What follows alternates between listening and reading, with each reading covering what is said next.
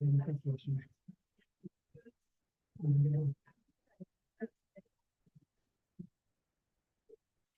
viene bene dividere in due perché appunto c'è la presenza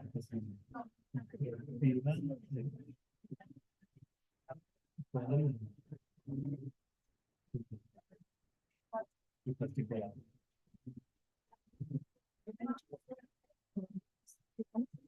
Se riuscissi a vedere acceso le luci degli scavi? Sì, sì, sì, adesso te li accendo. No,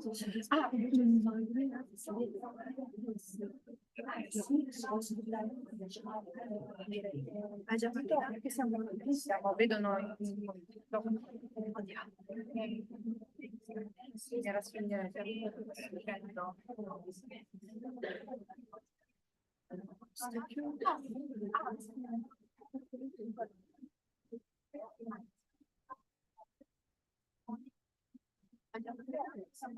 Era vedo noi.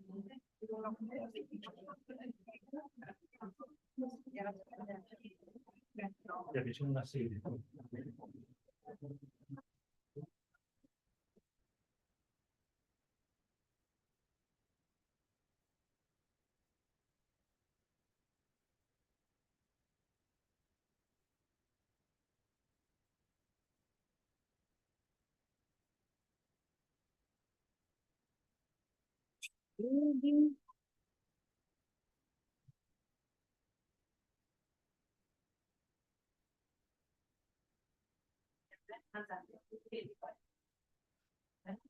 Da spegnere il pianoforte.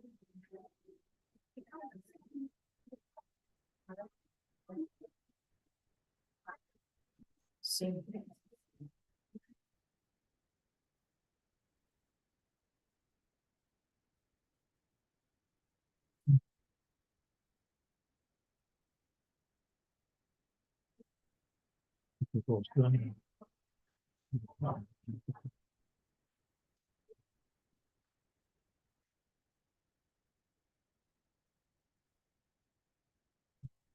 E lavora sempre qui?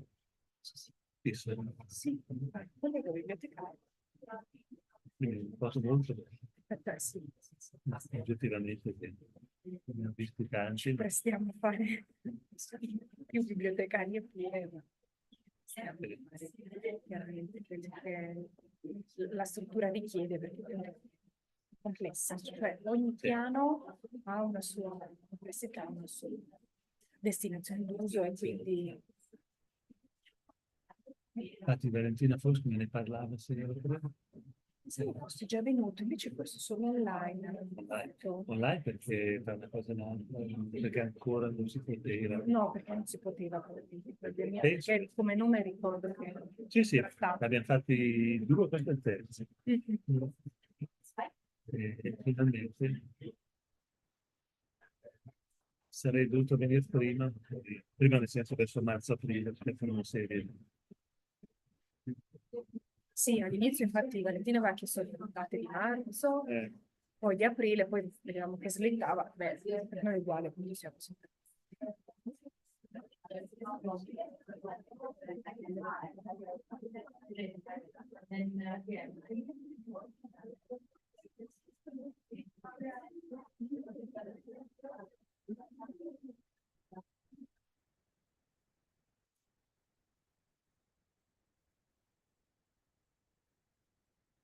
Volevano continuare?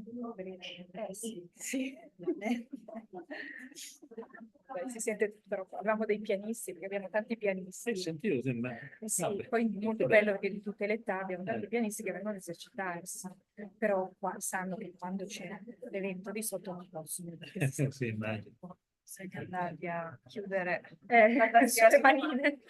No, Però no, sono comprensivi, sono comprensivi. molto bene.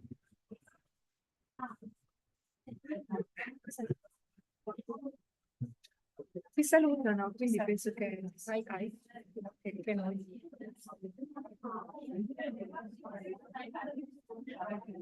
Questo l'ho provato a dare le funzioni. Sì, ma li vedo Dai, rivedo rilassati, quindi cioè, quanti sono fra l'altro al momento 20? 20, vediamo se questi andranno a aumentare. Di collegati. Almeno dopo, sì, sì, sì. Sanno che poi iniziamo alle 15:30. Vediamo solo black and white e beige. Ah, quindi l'inizio è 15:30, no? Sì, Appunto, perché invece... perché ci sono le operazioni di registrazione Sì, dei infatti anche a me presenti sembrava. e l'online aspettiamo che arrivi, ecco, già sono saliti 22, che arrivino anche tutti gli online.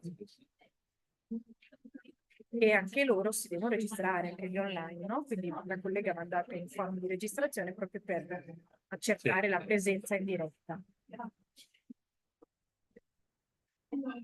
Allora, tu sei passato da qui, quindi io, come mi diceva Valentina, vado a accendere gli scavi. Va bene? Così poi se anche il professore vuole vedere che non li ha visti ancora, no? No, non è ancora.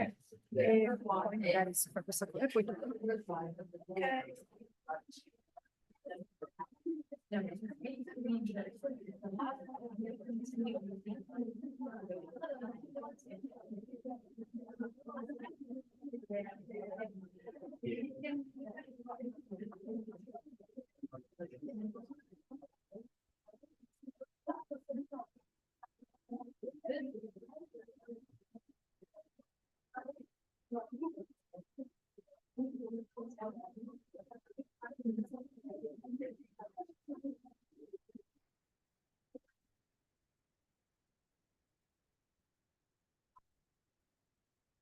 Sì, ogni minuti saranno più. Sì, sì, sei sempre 18. Lì, sì, fai su, beh, giù, eh? Sì, vedi, sì, no, no, giù. Ok, ok. Se la condivisione e diretta.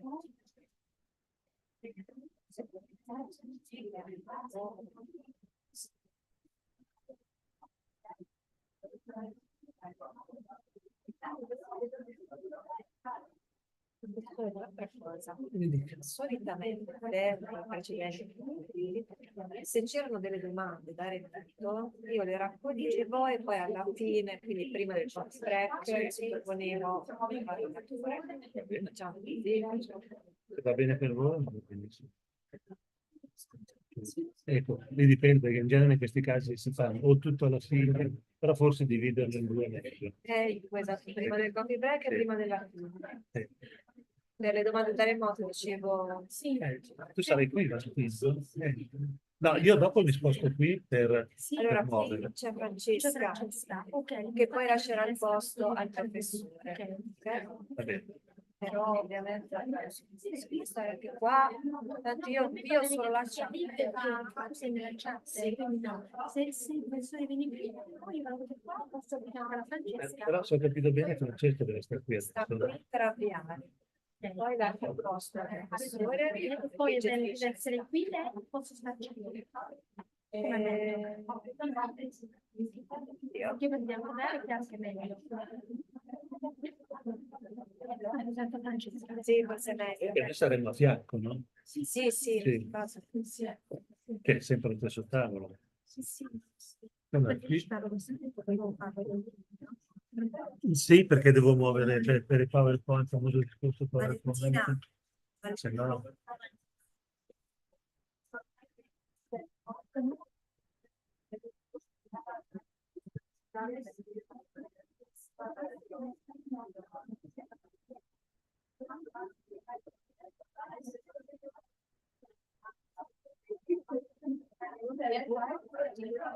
Valentina, allora mi sposto questo microfono, sì, avete un microfono a testa.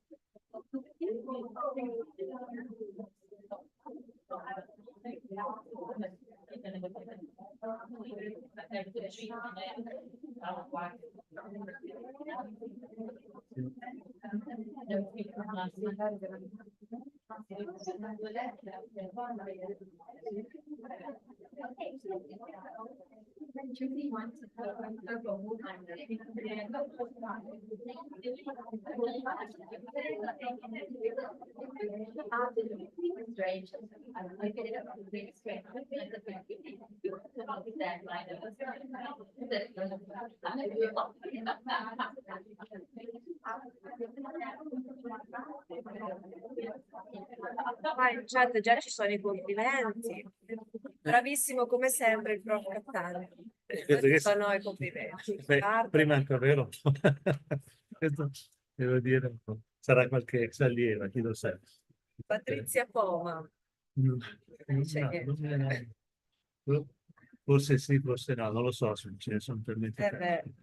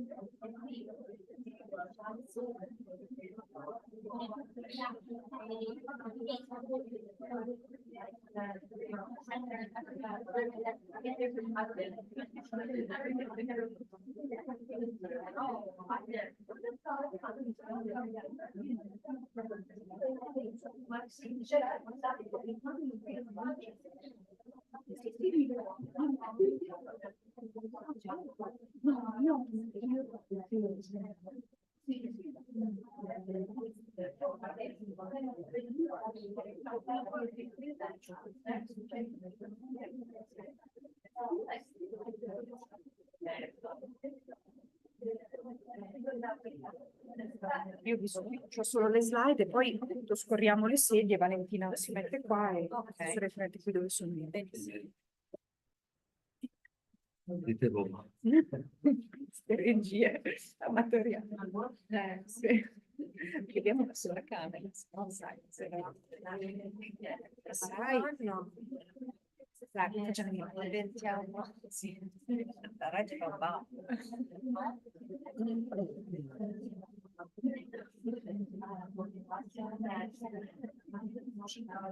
Cos'è? Le ho accese. Sono accese. No.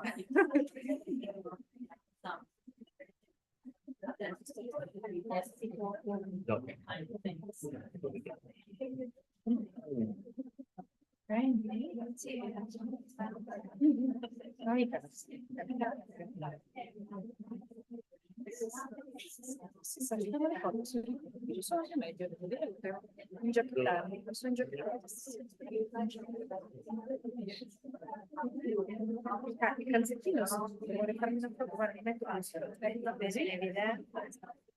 Il calzino.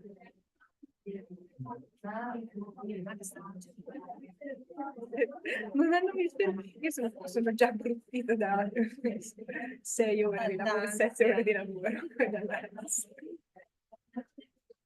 Spacco. Dopo togliamo.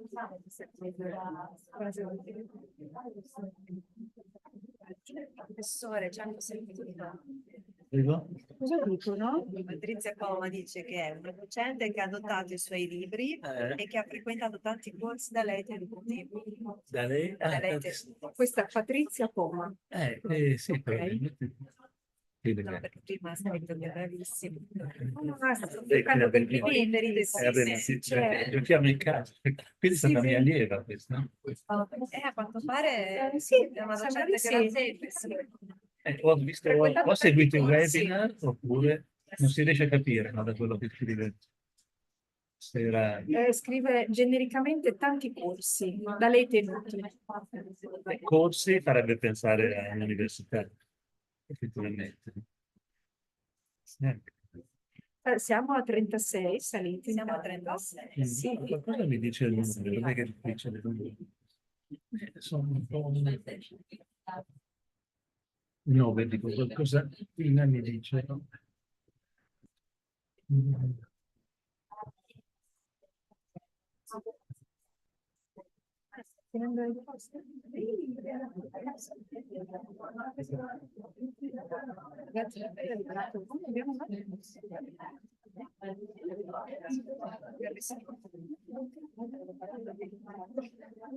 Perché in genere? Ah no.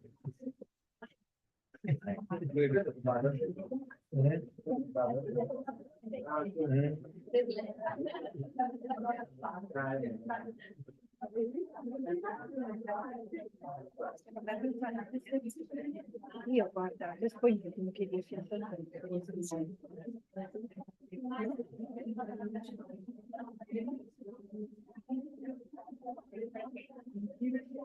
Allora, tu dici cominciamo l'ingresso? Sì, sì, voi sapete che poi è acceso. Sì, sì, sì, puoi prendere anche in mano, preferisci. Abbiamo acceso tutto acceso. Siamo accesi. Sì, sono 2 mesi fa, poco più di 2 mesi. Okay, I hope, can you hear me? Can you hear me? Ok. Allora, buonasera a tutti. Cominciamo l'ultimo incontro di Think Outside the Box, Series 2024, 2024. Allora, dirò 2 cose in italiano, poi passerò all'inglese, insomma, faremo un po' di italiano, un po' di inglese stasera, secondo l'ispirazione. Volevo portare però veramente un saluto da parte sia del preside del liceo Notti e Polloni, del preside del professor Giombi, il quale stasera non può essere con noi purtroppo perché ha un altro impegno e non è riuscito ad arrivare in tempo, quindi volevo portare i saluti da parte sua, così come i saluti della dottoressa Patrignani, che lo stesso è impegnata su un altro impegno insomma per Gresso e quindi anche lei non è potuta liberarsi. Quindi sono i saluti sia del dirigente del liceo Notte Polloni che dell'amministrazione comunale. And then I would like to move on to present our guest speakers this afternoon, who is Professor Arturo Cattaneo. And I'm really, really pleased to have him here with us in presence. For those of you who have followed the house for several years, you know that this is the 8th series. So it's 8 years we've been doing it. You know that in last, this is the third time with Professor Cattaneo. And it was online, always online, as you know, after the COVID situation. So this wonderful project, okay, which started 8 years ago and started in this room, in this conference room, and so we are here. It has always been full, okay, but when we moved online and I wasn't sure what to expect. We had over nearly 400 participants every seminar. So it was something which became known everywhere in Italy. So I'm very pleased. And so this year there was this challenge because I really wanted and I know that I share this desire with you to come back in presence because it's another thing. We can have a chat, we can have coffee together, we can exchange ideas, experiences. So it's really different. Besides the fact that, as you see, this is a wonderful conference room. And I think it's also the place is beautiful to spend an afternoon together. But the point was also with the publishing houses who have cooperated with us along these years, not to lose all the people who were online. So we had to take this decision. That's why we also started a bit later this year with the seminars. And eventually we decided to start with to try this experience. So the seminars in presence, plus the possibility of attending online for those who had problems or were from other countries, from other regions, or from other cities.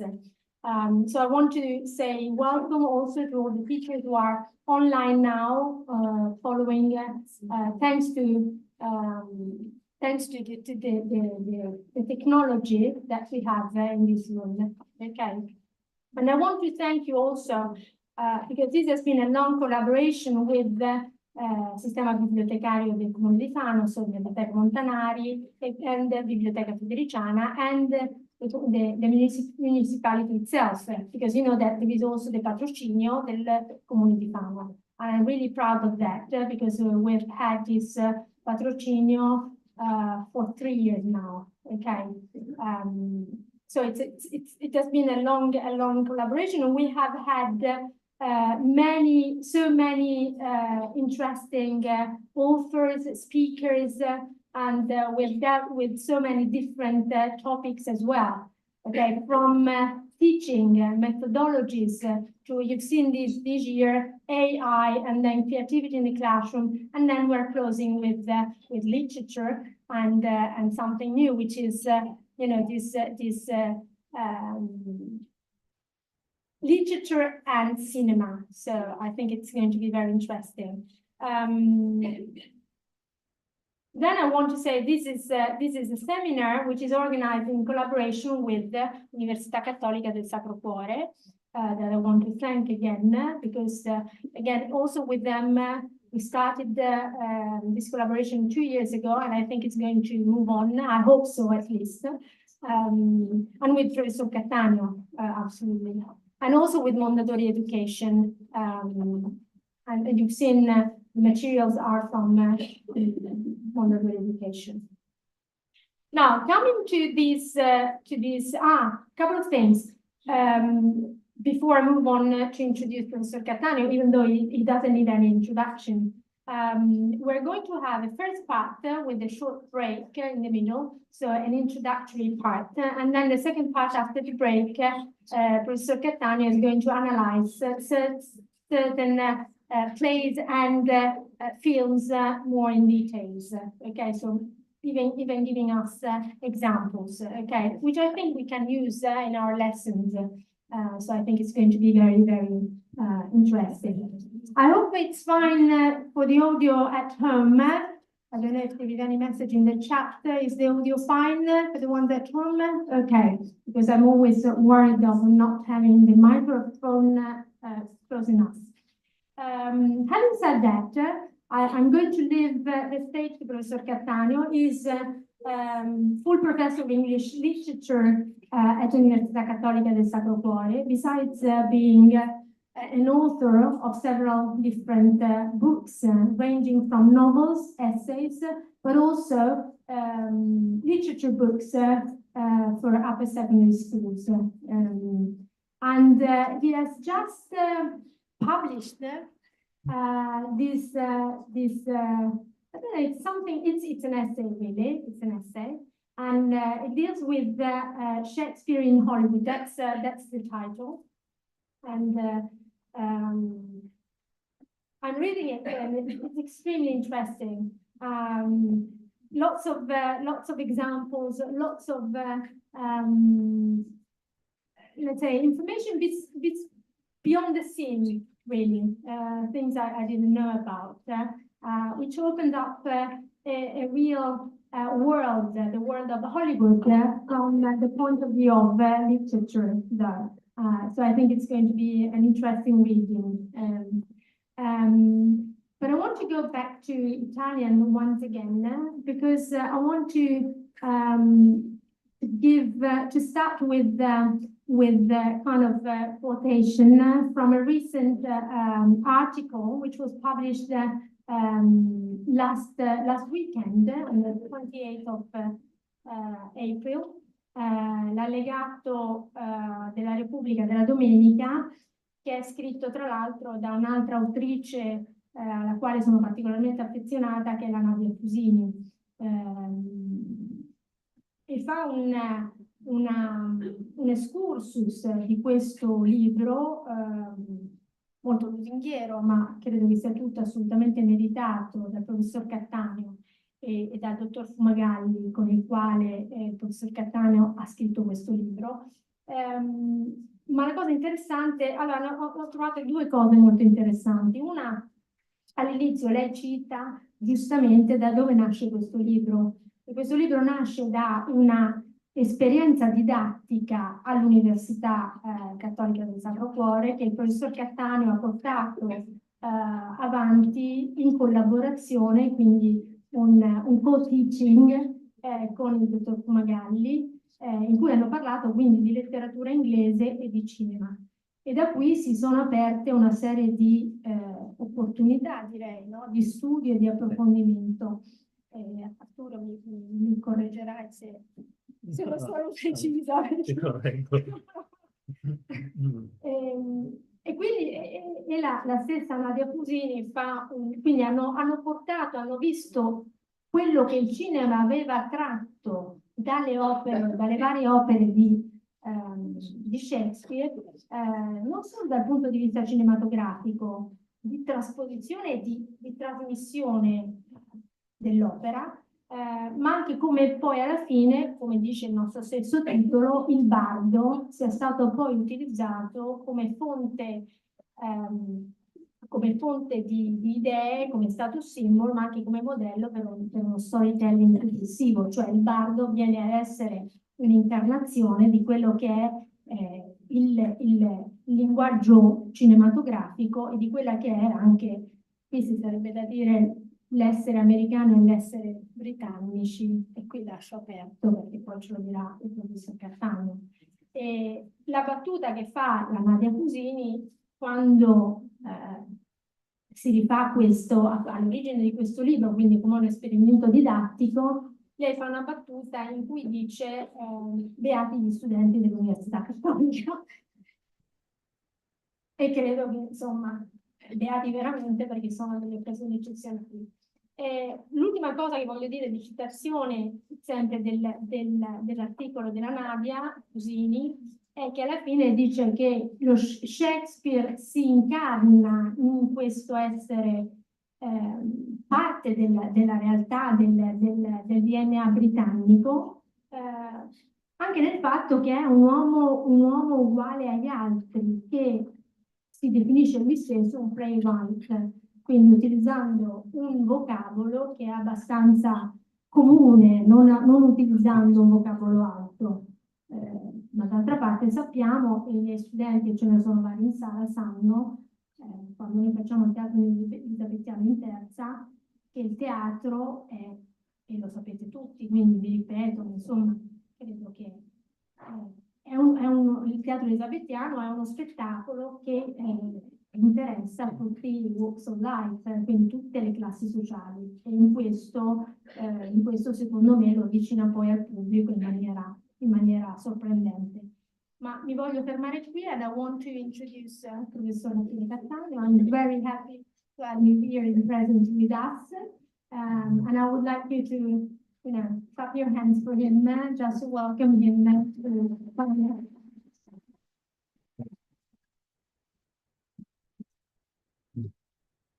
Is it on? Yep. Well, thank you. One usually claps, at the end, not before, but thank you for that.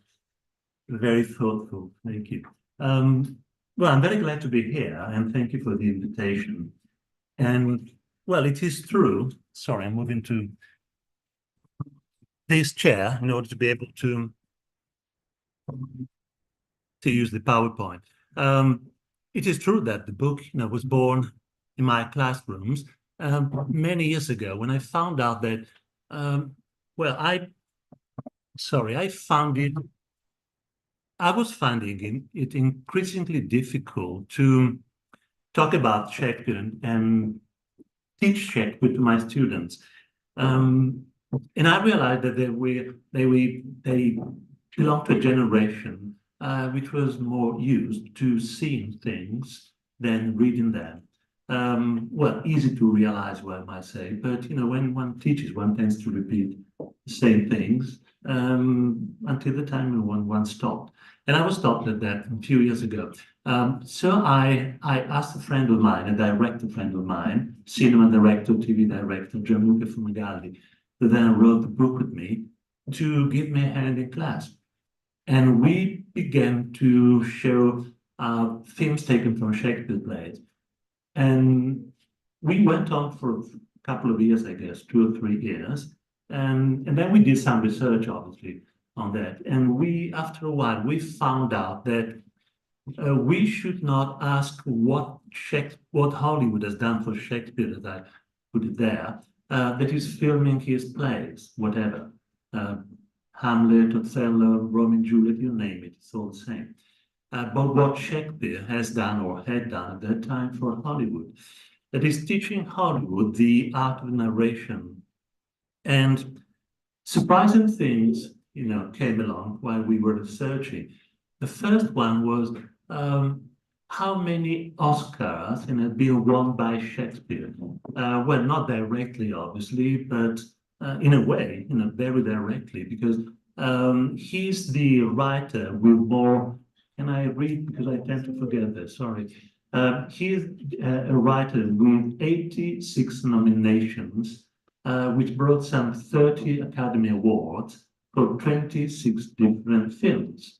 By far, he is the most nominated writer in history, and that's well recognized in Hollywood.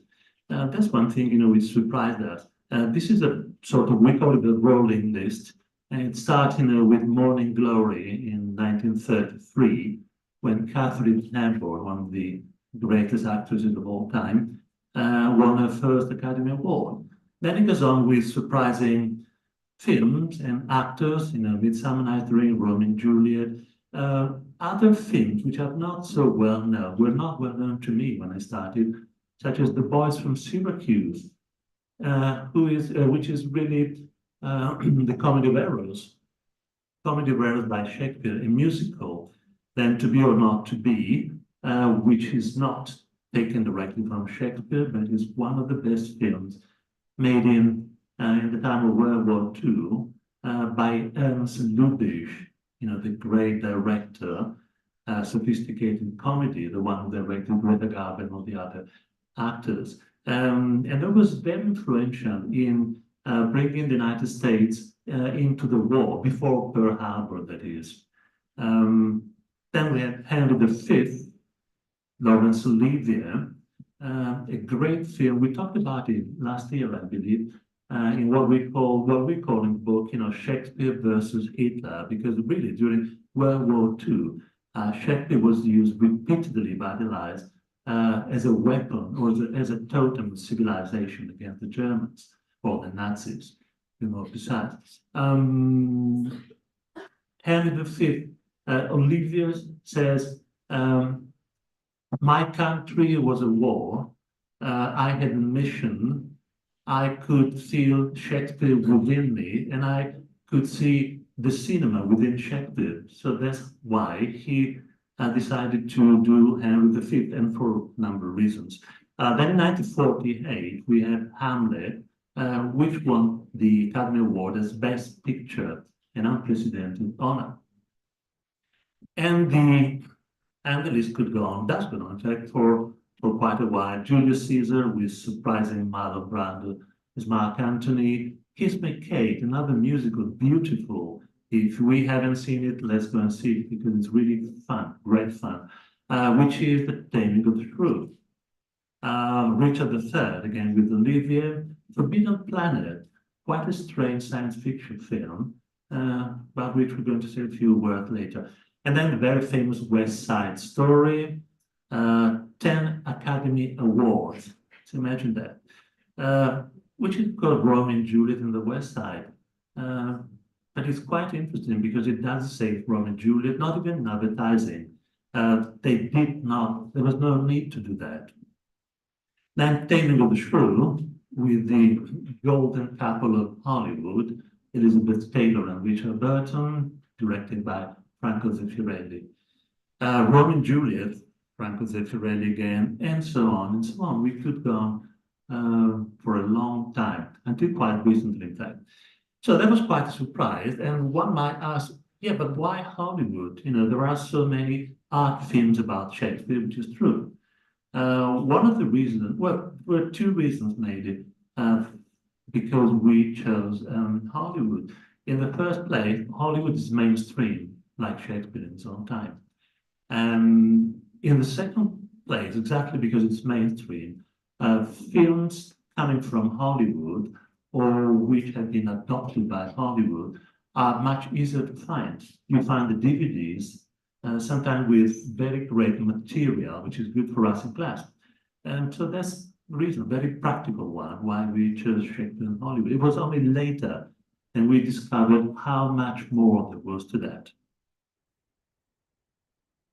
Now, we might divide our talk today in 3 points, for the sake of clarity, I hope.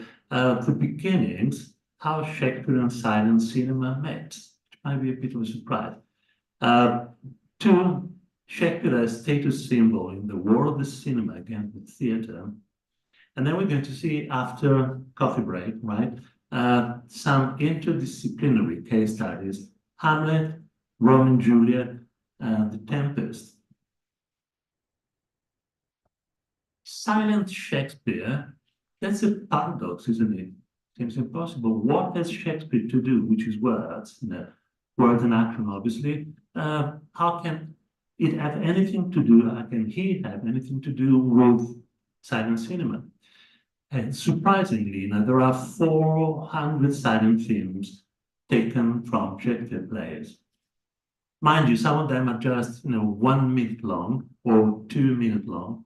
But even so, 400 is quite a number. And it was equally surprising to find that as soon as the cinema came into being, and we're talking about the very last years of the 19th century, great actors like Sir Bourbon Tree, a great English actor, as he was known throughout the world, turned to the cinema. This is quite surprising. This is from King John, 1899. The interesting thing, it's a very short clip, in fact, just 1 minute. It was 4 clips. This is the agony of King John, and it's clearly very theatrical, as we can see, very stagey, but also very, like silent movies. That's exactly the kind of posture and acting that we find in silent movies, quite clearly. Quite interestingly, this was taken as a sort of promotion for the King John that Bourbon Tree was staging at Her Majesty's Theatre in London. So the very day when the play inaugurated, the first night, this was also shown in Penny Arcades and in other cinemas, well, very small ones, in London. And it was then taken to the United States, quite obviously, to the nickel audiences. Why nickel audience, by the way? Because in nickel, which is the smallest coin in the United States, was the amount of money one had to pay to go there. And it was the same amount of money one paid for a Coca-Cola, which had been just brought into use. So one might choose between the two. Well, what about when the cinema begins to talk? Late 20s, as we know. Well, that became a problem, a great opportunity for the cinema, for Shakespeare and cinema, Shakespeare on screen, but also great problems for actors and actresses. Why? Because in silent films, obviously you don't talk. As a great actress said, Gloria Swanson, in Sunset Boulevard, we didn't need words, we had faces. But of course, when the cinema becomes, sound films, well, that changed. This is one of the first, again with the golden couple in Hollywood, Mary Pickford and Douglas Fairbanks. They were by far the most popular actors and actresses, actor and actress in Hollywood, maybe in the world. But the film was a flop. Also because it came out on Black Friday in 1929, which is not conducive to a great success, commercial success. But apart from that, they were not suited for some films. But in other cases, as in the case, for instance, of Catherine Hepburn, as we anticipated, Shakespeare could be the passport to glory. Now, this is taken from Morning Glory. If we don't know that, we don't know the film, let's not worry, it's not very famous. I didn't know it myself, Gianluca Fumagadi, my partner in this enterprise, showed it to me. And the surprising thing is that this is quite a, I was going to say banal film, which is maybe excessive, I don't know. But it's not a great film anyway. And it's about a young actress who wants to make her way in Broadway, but does not succeed. But one night at a party, which is the one shown here in this poster of the film, she gets drunk. She's a bit naive. She gets drunk and she begins to say, people at the party, very smart people, as you can see there, I'm the greatest actress in the world, and I'll show you. And she, begins to decide to be or not to be.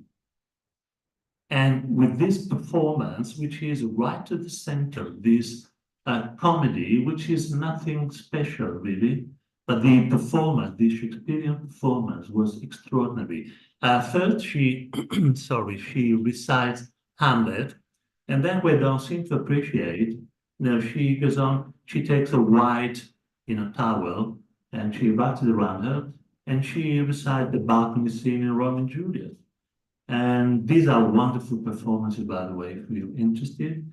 And with this, she won her first Academy Award. Why do we say that? Because Shakespeare was the passport to glory, and Shakespeare was the passport to be accepted as an actor or an actress at a time when even on screen, actors and actresses had to speak. Status symbol for actors. But it also turned out to be that by becoming sound films, Hollywood, for the first time, entered in competition with the theater. Because now they could perform famous plays like Shakespeare plays or Oscar Wilde's or G.B. Show, again, you name him, whatever. They could perform them in the same way as the theater. Not exactly in the same way, obviously, but there was competition. And in this competition, of course, first thing Hollywood did, they being shrewd managers and businessmen, they said, who are the best directors and the best actors on stage? And they took them on, with money, obviously. This is the Hollywood Bowl, and the reason why we show this from a contemporary postcard, 1930s, and the reason we show this is because in the 1930s, around 1935, if I remember correctly, there are so many days there, which I'm not sure about all of them. The great European director, Max Reinhardt, staged A Midsummer Night's Dream. It was such a lavish, wonderful, very beautiful staging that 150,000 people attended there in a few days. And among them, the crème de la crème of Hollywood and of the United States. And so Jack Warner, the great producer, was very much impressed. And he said, I want that. I want that on screen. And that is why, 1935, that's it. Right. That is why he took on Reinhardt with another film director because he couldn't trust Reinhardt too much. And they filmed Midsummer Night's Dream with all the Hollywood stars at the time. This is one of the scenes in forest that's put in on the right side. And this is the premiere in Hollywood, in a Hollywood style, or Night of the Oscar style, Midsummer Night's Dream. Of course, MGM didn't want to be left behind, and so they replicated with Romeo and Juliet next year. And it's quite interesting to see that the great producer, Ulrich Thalberg, stated something which clearly announced to the world that the cinema had waged war against the theater, and they wanted to win the war. His intention was to make the production that Shakespeare would have wanted had he possessed the facilities of the cinema. In other words, Thalberg was saying, if Shakespeare were here, he would be working for the cinema, and he would do something like this.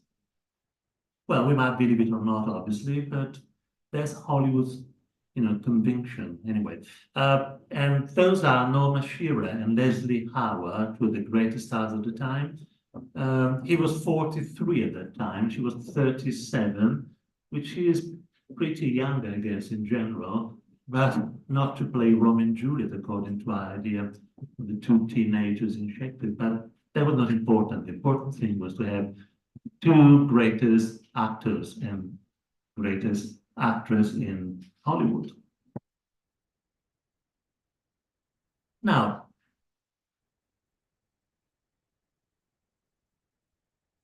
what comes out while researching these things is that this desire to appropriate Shakespeare was not peculiar to Hollywood.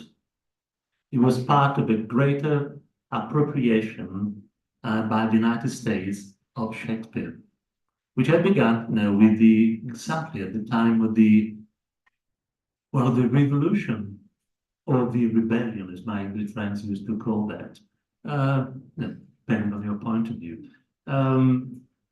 At the battle cry of to be taxed or not to be taxed, for instance, with the many Shakespearean quotations in Washington's and Jefferson's speeches and writings, with the veneration that they had for Shakespeare. We know that one time, the Americans wanted to take Shakespeare House to the United States and to bring it around, some of them, with the Barnum Circus.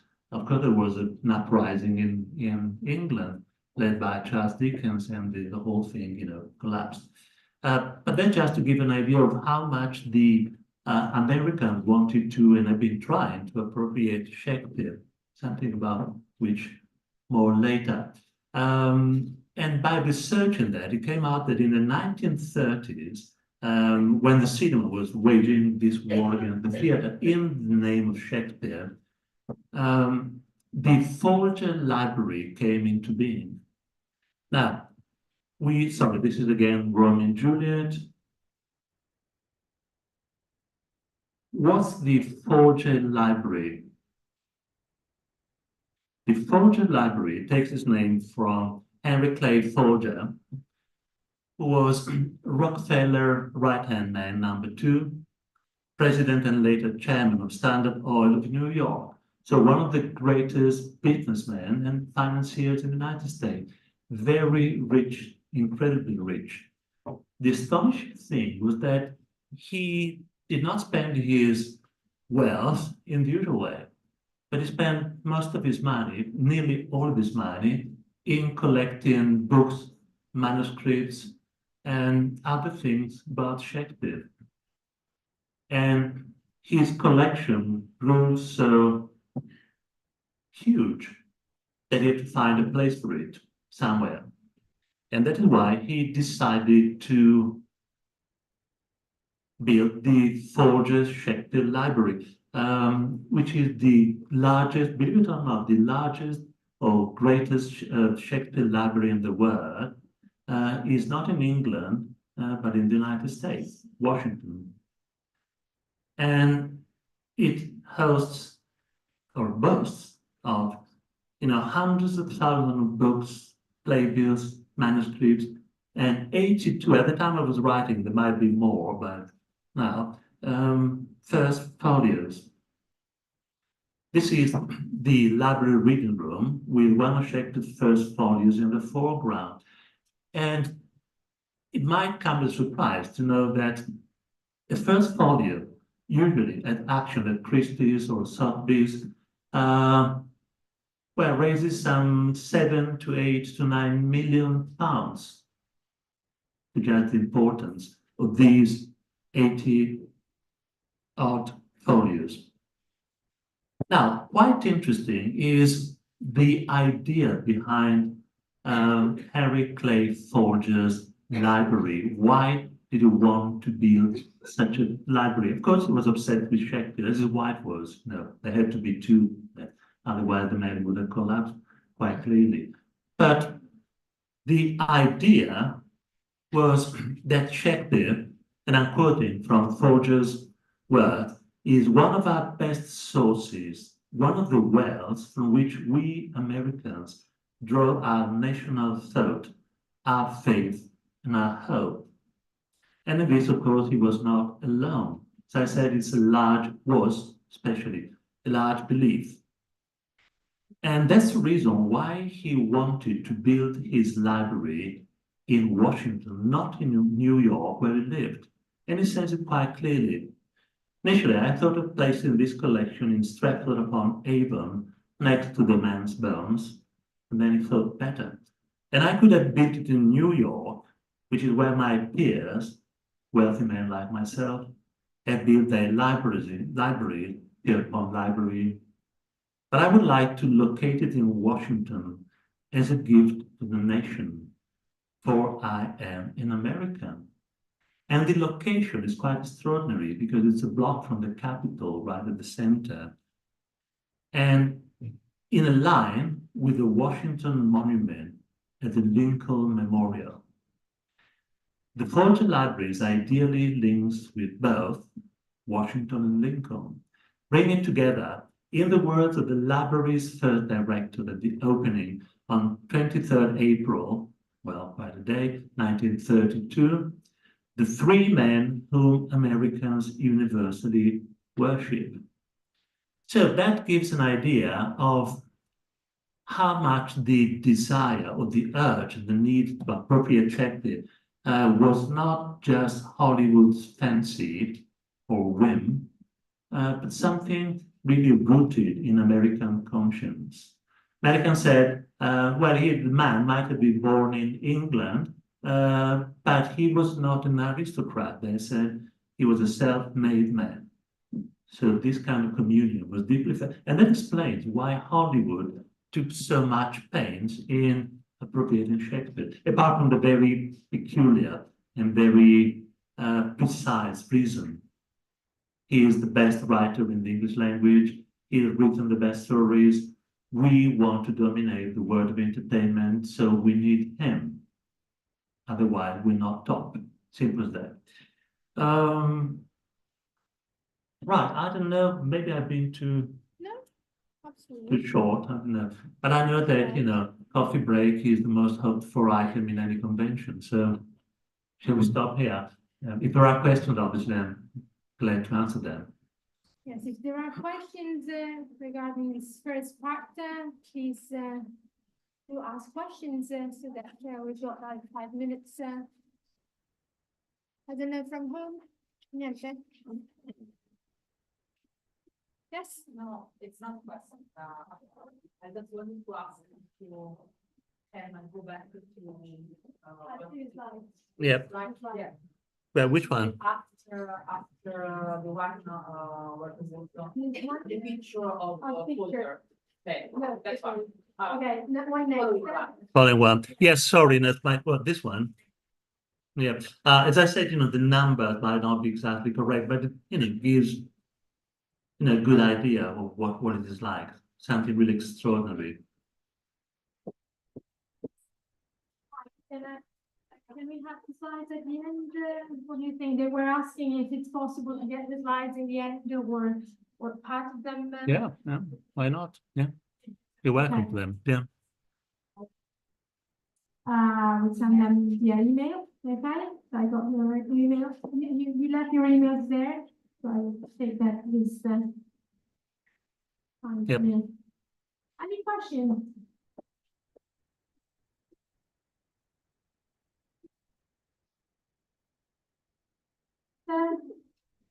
Yeah?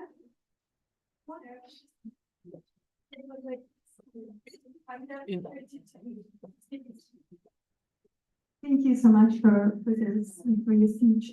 I would have preferred to speak at the end, but so I wonder, once some students of mine asked me, why should we bother studying Shakespeare? And I was very astonished. And then I found out a very interesting project, a documentary. I can't remember now the name of the author, but it was a project, Shakespeare, How Shakespeare Saved My Life.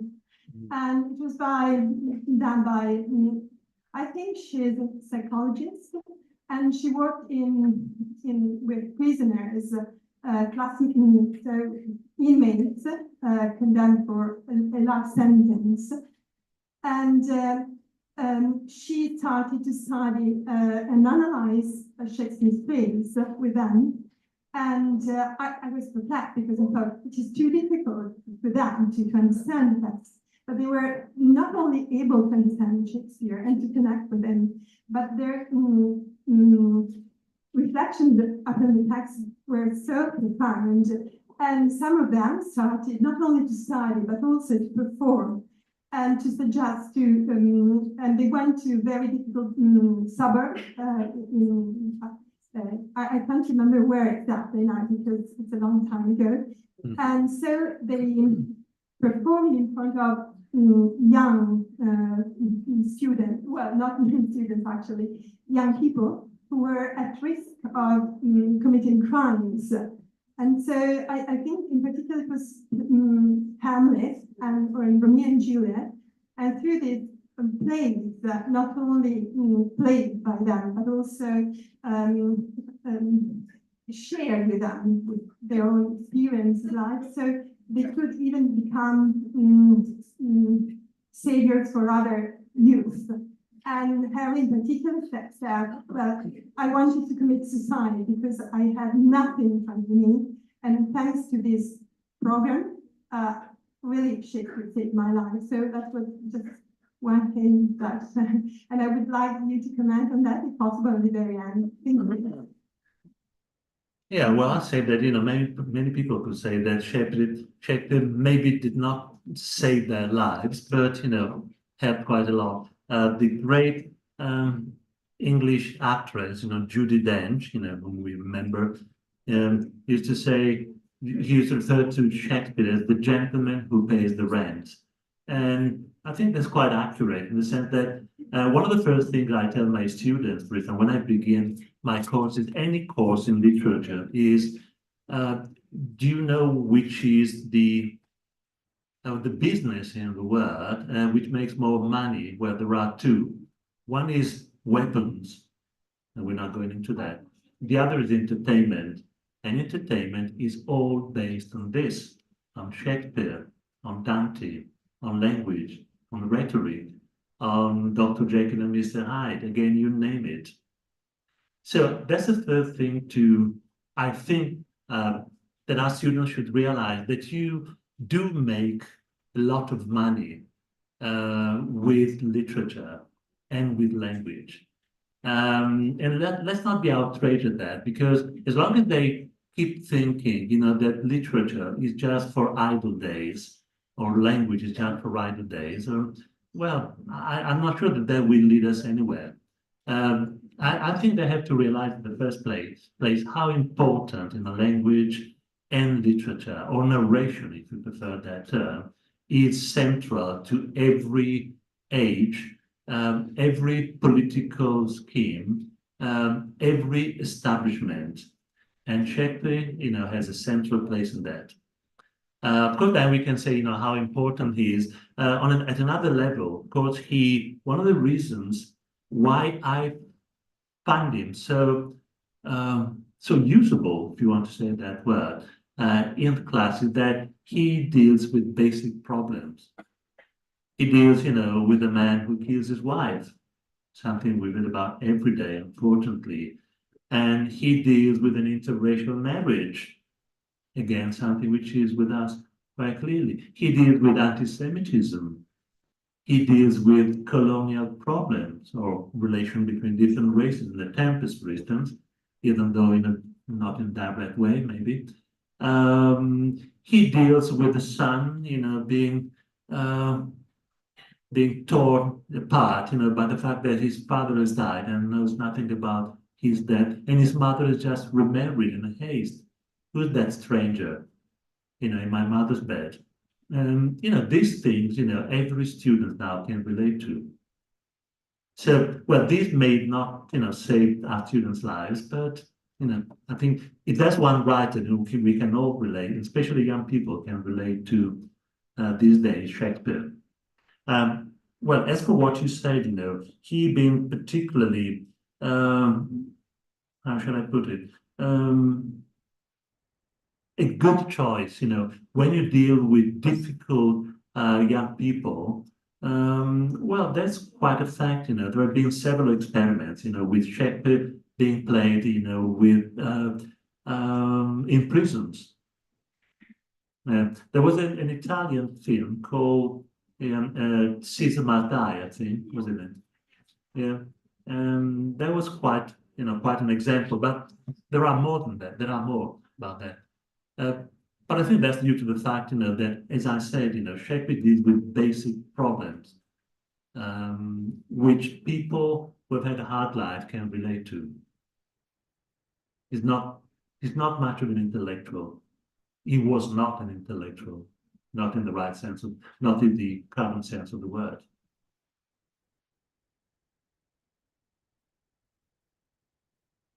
Someone else? Any other questions? No?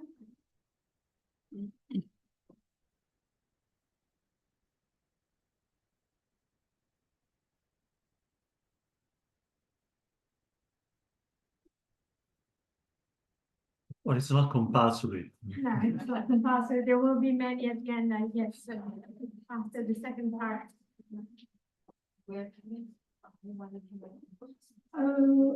Now, actually, we were waiting for books. We have only 2 of them today. I'm really sorry. Option, no. But if you're interested, if we can take the names and we'll ask Mondadori. Yes, because they did send them, but we didn't get them in time. Okay, so just we'll make we got 2 of them. Okay, but with the rest we can make a list. Okay, no problem. And it's really interesting. I can tell you. So if there are no other questions, I would say we stop here for a short break, and we come back 20 minutes, half an hour. There will be upstairs, actually. There is also the possibility of having a look at the books. There is a book fair, okay, Macmillan and Mondadori, and there is Federico out there, so he can help you with your questions. So let's have a break and see you in more or less half an hour. Okay, thank you. The same for the ones at home. We have a break for half an hour and then we come back. See you soon. Okay.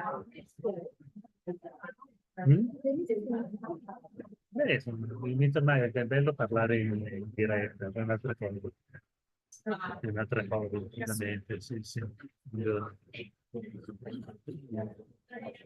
Mettiamo la slide, Francesca. Invece che non ti ho mandato, forse la slide, la copertina del libro, vabbè che tanto Le mie Sì. sì, l'ho citata, allora... Vabbè, addirittura. Non pensavo neanche. Piacere. Ma lei cosa fa? Posso chiedere? Sì.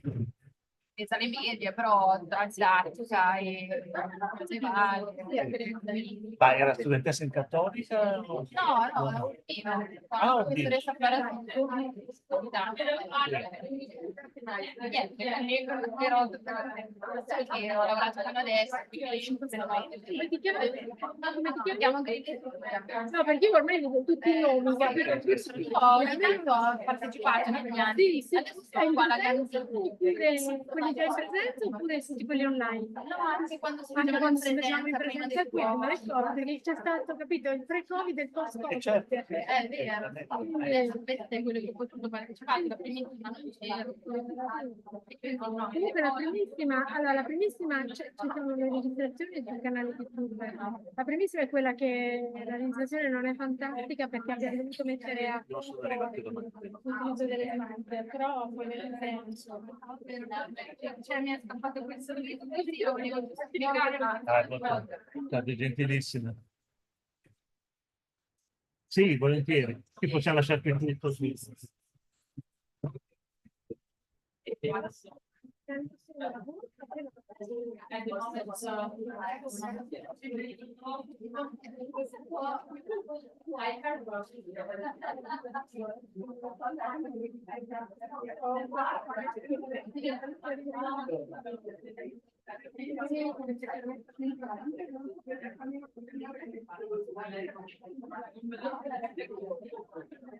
Allora, magari lo chiedo.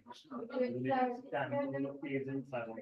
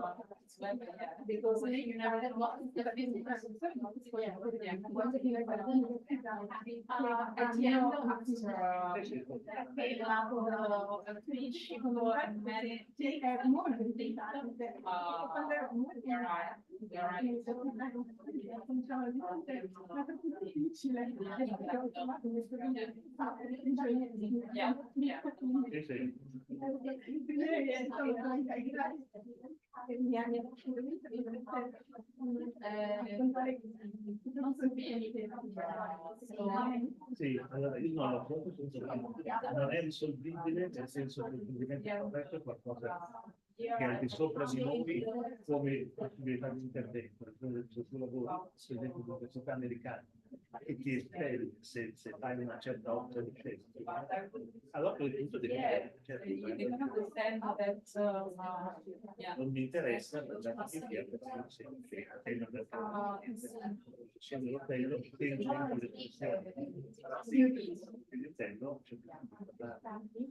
perché è un problema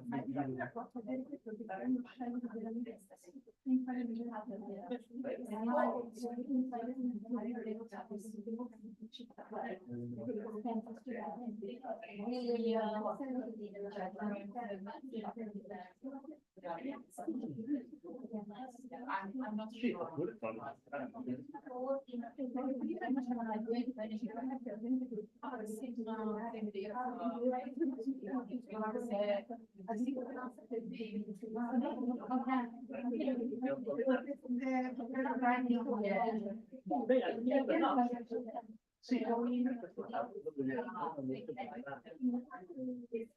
sì, gente corretta che poi tocca tutto, perché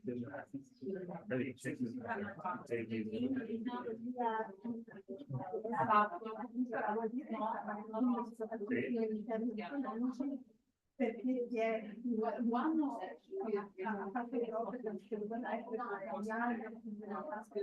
però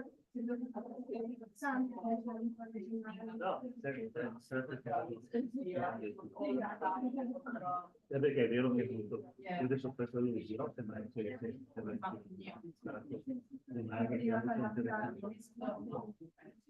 perché tu te ne rendi conto sempre di più. Io quando ho cominciato ad avere una classe studenti di colore, studenti di colore, mi sono reso conto di insegnare le cose del perché certe cose che potevo dire prima sicuro di essere capito.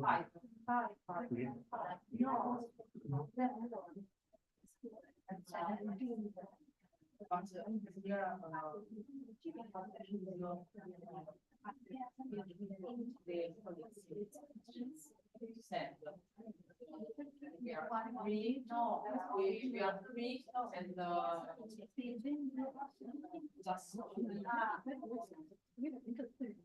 Dico che ho visto il film American Football, l'avete visto?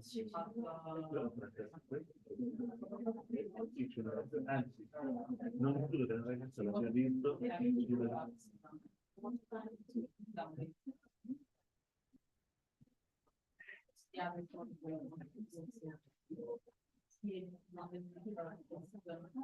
Vedi, sono d'accordo con lei.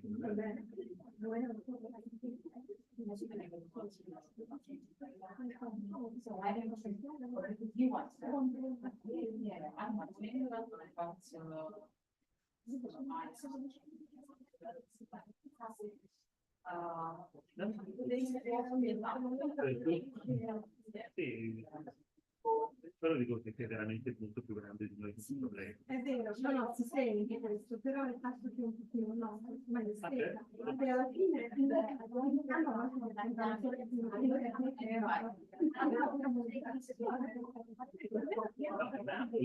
Importante più serio.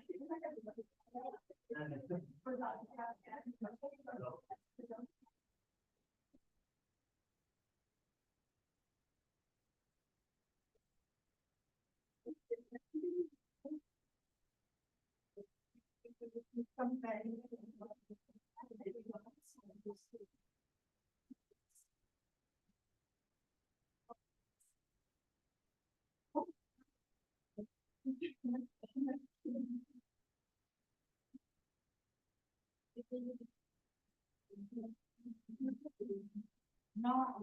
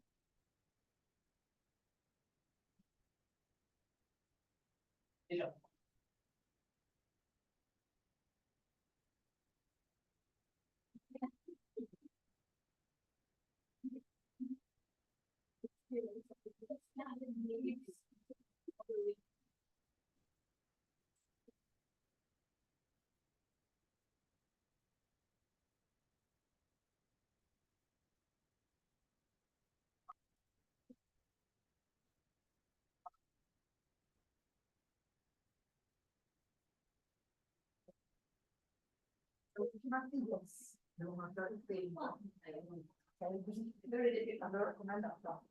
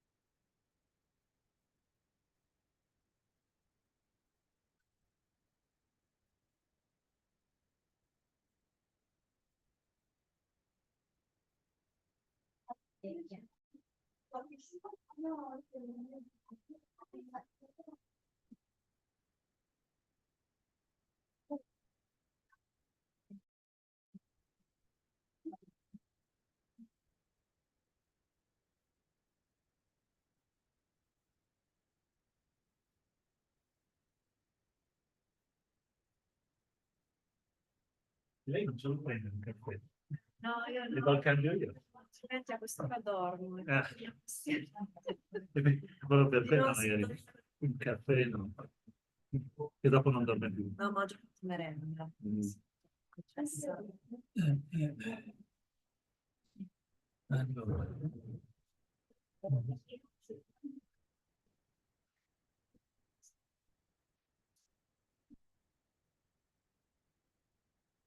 Ho visitato l'area archeologica. No, ancora no.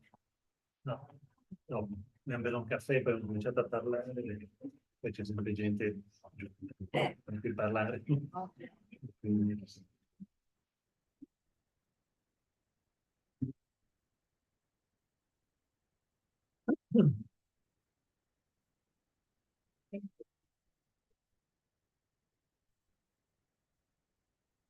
allora, bisogna far ripartire tutto adesso. Quindi funziona. Ci siamo. Prendo. Ok. Però, giusto? Sì, in realtà un po' più avanti perché mi hanno fatto tornare indietro perché volevano. Cominciamo da qui. Ok. Sì. Qui.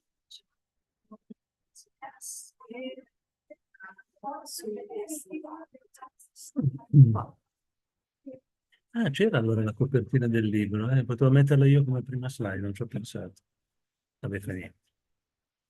Sì, che cosa? No, no, niente, niente. La copertina? Va bene, no, adesso tanto ormai per carità. Devo prenderla io. Ok.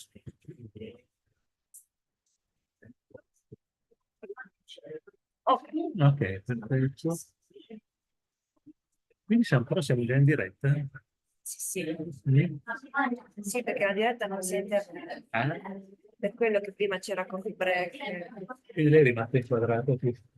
No, no, io non ho fatto anche io per merenda. Tenere lo schermo.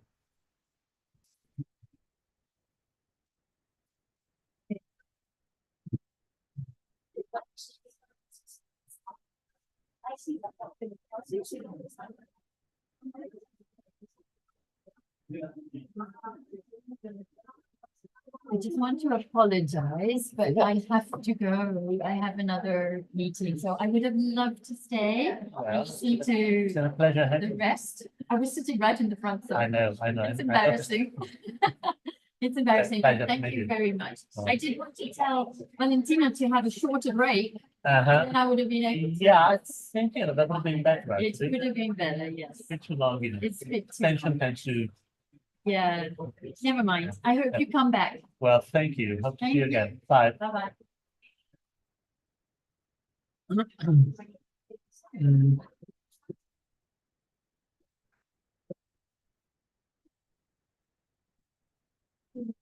Come? Sì. Sì, effettivamente anche qua mi ha detto che c'era questo coffee break di una mezz'oretta. È un po' lungo, a me sembra un po' lungo, perché la tensione si. Poi la gente si distrae. Le altre volte magari si faceva fino alle 5:15, intervento, poi c'era sempre, poi si riprendeva. Sì. Cioè, Vai. siete già tutti con le prese? Benissimo. Ma come si piace? Entrate i presidi scolastici, Ma quindi poi siamo. queste parti nostre le tagliate, immagino, quando poi va. Beh, sì, allora io l'altra volta ho fatto dei tagli, avevo 3 minuti solo da tagliare, l'altra volta li ho tagliati.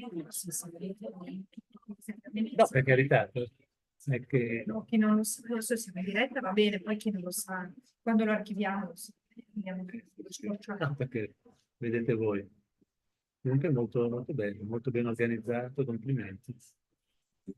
Sono stato accompagnato, Valentina l'ha accompagnato in particolare alle scale, oppure. Ah, lo tiene per l'ultimo.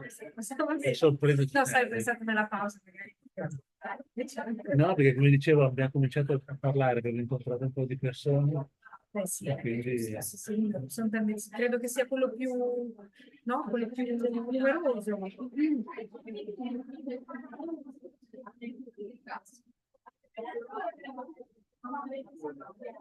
Poi in realtà si poteva anche buttare la break, ma poi non so, magari Valentina preferiva mantenere un po' sì, diciamo, organizzato. io non ero, non che non fossi preparato, era stata una pausa.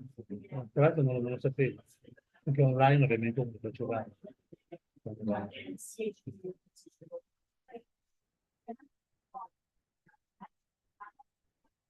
E comunque io ormai non credo più nelle cose troppo lunghe. La soglia di attenzione è diminuita tantissimo, lo vedo anche su me stesso. Per cui oltre i 3/4 d'ora, 50 minuti, un'ora.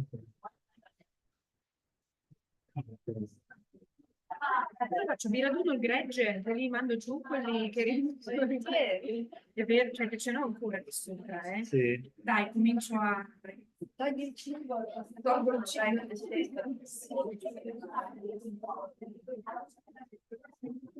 sì, comunque anche parlando di cinema, una volta c'erano questi film da 2 ore e mezza, a parte il Signore degli Anelli o quelle cose, no?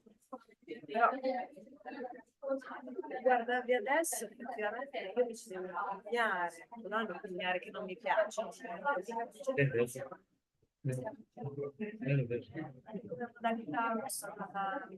Sì, come ritmo. delle battute. Vero. Io mi trovo a rivedere dei film che mi sono piaciuti moltissimo, che mi piacciono poi fondamentalmente degli anni 60, 70. Però adesso li vedo lenti, cioè a certi punti mi dico che sarebbe da. Dai, ciao.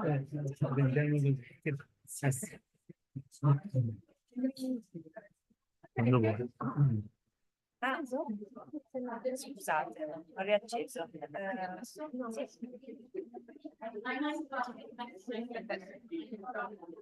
Okay, can we go back and start then? Okay, you can sit down, take your seat. And we can go back to our conference. Okay, so I leave it to Mr. Cattaneo to move on with this seminar. Thank you. So in the second part, as I anticipated, we will be dealing or seeing three case studies: Hamlet, Tempest, and Romeo and Juliet. First one is Hamlet, and the film we're referring to is possibly the most famous Hamlet of all times, I don't know, 1948, directed and starred by Laurence Olivier, the greatest English actor of the time. And well, in my experience, this film is quite relevant for a number of fields, interdisciplinary, literature, psychology, and philosophy, a kind of philosophy which is very closely connected to psychology. Now, this is a special film. As said earlier, in 1949, it became the first film ever, and the only one so far, to be awarded the Oscar for Best Picture. An unprecedented honor, and something which would not be replicated later, not until now anyway. And it's a special film. This is Laurence Olivier on set, dressed like Hamlet, usual Hamlet, with his hair dyed. He was dark haired, if you remember, but he wanted to be blonde, very blonde, almost white. Well, not so much because he was playing the Danish prince, which might have been a reason, but because this was a black and white movie, and he wanted to be very black and white, and he wanted Hamlet's head to be very visible, but that had to do with his interpretation of the play. We know that every director, whether on stage or on screen, gives their own interpretation of the play. There is not such a thing as the play. There's one text. Even Shakespeare, did that with his own plays, changing them from time to time. And surprisingly, Laurence Olivier, who at that time was one of the three greatest actors on the English stage, together with Ralph Richardson and John Gielgud, he was the star of the Old Vic. At the end of the first season, 1944, 10,000 people in London waited outside the theatre to cheer him and applaud him, saying, "We want Larry, we want Larry Lawrence." Imagine that, 10,000 people in England. So imagine this very great star, the greatest star of the theatre, the stage, deciding to remove about 50% of the original text. Must have been like cutting, not a pound of his flesh, as in The Merchant of Venice, but quite a lot from his own innards, in a way. He left out, to name the main thing, Rosencrantz and Guildenstern all together. Every part, they do not appear simply. They're out of the play, believe it or not. The second grave digger in the famous scene at the graveyard in Act 5, beginning of Act 5, fought in brass, which means the whole political side. Then Reynaldo, one of Polonius's servants, and surprisingly, at least two great soliloquies, because there's more than that, in fact. He cut out several soliloquies, two classic ones. What a piece of work, man, praising man's nobility, and how on occasions when he reproaches himself for being such a coward, why do not I revenge my father? Now, why should he want to do that? Well, there are two answers. First one has to do with the cinema. He wanted to make a film out of Hamlet, and a film couldn't go on for 4 hours. That's how long it would take, 4.5. Kenneth Branagh did that. Someone's seen that. It's very long. Obviously, it's not cinematic, and he wanted to make a film, so he had to make choices. But why remove all this? Because he wanted to concentrate on one thing: psychology, what goes on inside Hamlet's mind. And it might be a great surprise. It was a great surprise to me, when I first found out that what we call the Oedipus complex, what Freud called the Oedipus complex, at the very beginning was both Oedipus and Hamlet. This is from Freud's letter to Wilhelm Fliess, October 1897, when he said that he discovered love for the mother and jealousy towards the father in his own case. And that was the first time when he realized that so it might have been a common thing. And he realized at that time why everybody was taken with Oedipus Rex. Because Greek myth, goes back to something which is inside everyone. Every person can feel that. But in the same letter, he goes on to say, it went through his mind, it came to me the idea that the same thing might have happened in Hamlet, might be at the root of Hamlet. Not deliberately, obviously, but Freud believed that the real happenings in Shakespeare's life might have, made the poet write while he is unconscious, could perfectly understand the unconscious of the hero. Why?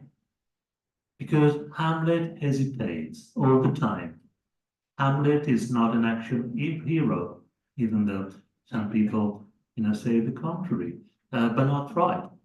And how can his hesitation, because he got more than one chance of killing King Claudius, and so to revenge his father. So why is that? Because he, even though in other circumstances, he proves to be very decided, he has no scruples in sending people to death, in killing people from beginning to end. But not his uncle. Why? Because he's done what he would have wished to do in his own Oedipus complex, to lie with his mother and kill his father. We may not agree with this reading of both Oedipus play, Oedipus Rex or Hamlet, but this is what Freud thought, willy-nilly, whether we like it or not. And this, of course, was given precise connotations in the interpretation of dreams, his most famous work, 1900. When he says that Shakespeare's Hamlet is rooted in the same field as Oedipus Rex. And he goes on to explain that in very technical terms. Mind you, we have to bear in mind that by the time Olivier was making his film, which is the late 40s, 1947-8, Freud had been dead by how long? And then 1939, 8 or 9 years. And he had made the news all over the world after he had fled Austria, to get away from Nazi persecution. And his death in London in 1939 was a great shock for the world. And Freudian readings were the thing then, were very popular at that time. Laurence Olivier had consulted Ernest Jones, the greatest psychologist and psychiatrist in England, a good friend of Freud and Jung, by the way, who published this Hamlet and Oedipus in 1949. But his theories, Ernest Jones's theories, were well known for a number of years. And it so happened in the 30s, when Laurence Olivier staged Hamlet and even Othello, he repeatedly went to Ernest Jones to ask for advice. In other words, he was very much in favor of the Freudian interpretation of Hamlet. The Oedipus complex is at the root of the play, or the tragedy. And I want to put that on stage first, which he did in the 30s, and he replicated that back in the 40s when he made his film. And the film begins with this is the very beginning of the film, before the tragedy proper starts. The film begins with the aerial view of a castle above a roaring sea, enveloped in swirling mist. It's a very Gothic atmosphere, which befits the play. But then there's a quotation from the play in voice over by Laurence Olivier himself. That's taken from Act 1, Scene 4. And the main idea is that even great men might have one single fault, something very little maybe, but that fault is going to be their ruin, men or women, it's all the same. The stamp of one defect, line 6 or 5, no, 6. In the general censure, take corruption from that particular fault. And what is that fault? This is Shakespeare, these are Shakespeare words. But the quote is followed by a statement written at the beginning of the film on screen. So this is what people saw, what we can still see on screen. And the statement is, this is the tragedy of a man who could not make up his mind. And this is something, again, with which anybody can feel sympathy for. This is something with which anybody can relate. We can all relate to that.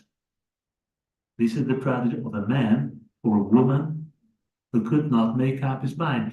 Is that to belittle Hamlet? Well, it is on the one hand. On the other hand, the idea was to bring it closer to the ordinary person. And that's why the Washington Post wrote a movie for everybody. Be you 9 or 90, a PhD, or just plain Joe. They're American, but that's the point. They wanted to make a Shakespeare or a Hamlet for everybody.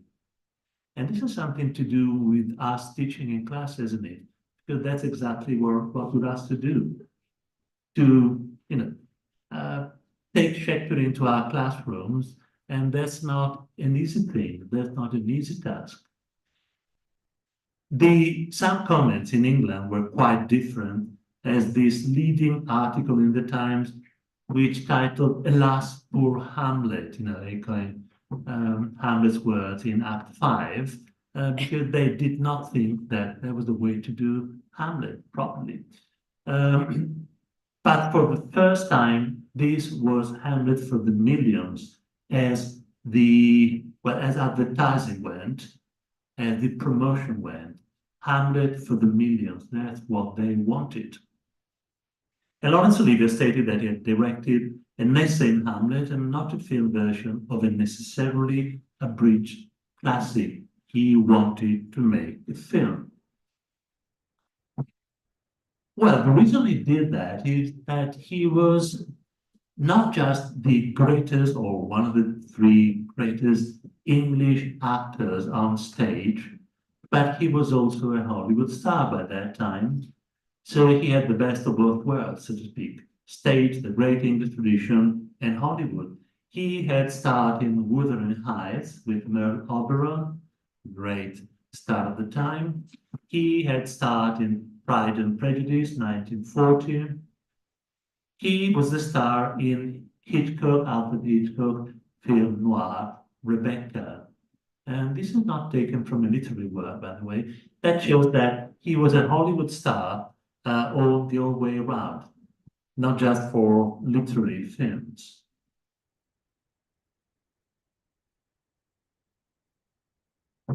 Right, so much for Hamlet.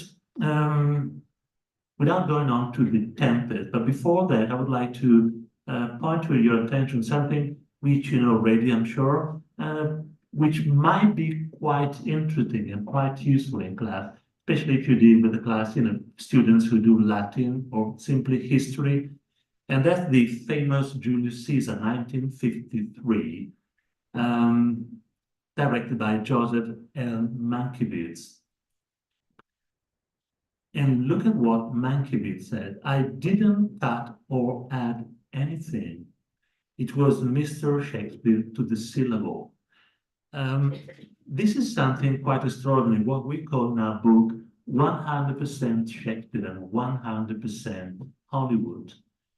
It's a real Hollywood film. Imagine, having Marlon Brando who had just come from a streetcar named Desire, and who was playing the uncouth boy with a terrible accent, terrible Southern accent, American accent, playing Mark Antony. But that's exactly what they did. You know, next to great English actor like Mason and Deborah Kerr and many others. Now, if we wanted to do that in class with a good class, that might prove very, very rewarding, especially for one point. This is Brandon playing Mark Antony, and that's the point where Mark Antony delivered his oration in front of Caesar's body in the Capitol. It's one of the greatest pieces of rhetoric ever written. It's a beautiful speech, beautiful done here, and it's being kept literally quite to the letter. Only very few words and a couple of lines have been cut out, but they've been mounted differently as the montage of the film, requires. And that's exactly what they do. I'm sorry we don't have time to go into that. It would have taken us too long. But I wish to point that to your attention. That might prove rewarding. Julius Caesar, 1953. Now, the next case study we want to see together is Forbidden Planet. The name might not ring a bell. Does it? Not particularly. Is anyone a fan of science fiction? Because if we are fans of science fiction, that's a cult. It's even mentioned at the beginning of the Rocky Horror Picture Show, the initial song. Among the cult science fiction or horror films, there is Forbidden Planet, 1956, which involves, an interaction between literature, history, and society politics. Why society politics? Because this is taken from The Tempest, not the same title, not The Tempest proper.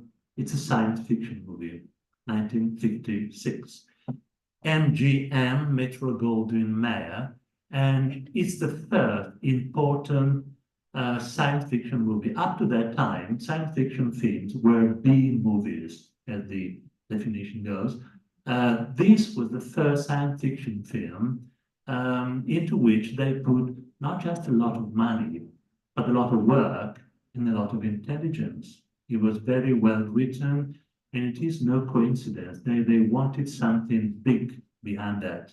This is a science fiction story. We can see there are robots, spacecraft, distant planets, Forbidden Planet, for the title, but it has to be something serious. The main story, the core story, is taken from The Tempest. Why should they want to do so?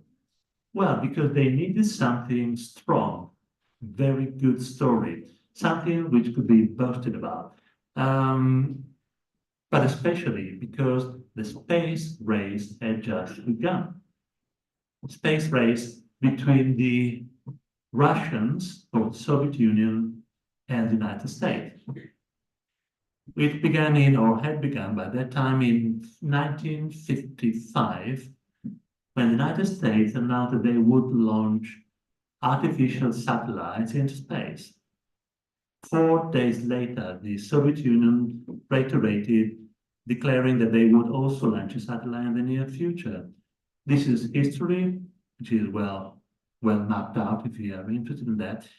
This Sputnik, the first successful satellite launch, is October of 1957, and some 4 years later, the first human was sent into space, Yuri Gagarin, April 12, 1961. The space race was an obsession both for Russians and Americans. And that's the reason why science fiction at that time left the B movie category to become something important in certain cases. And Forbidden Planet is a case in point, the first one. How?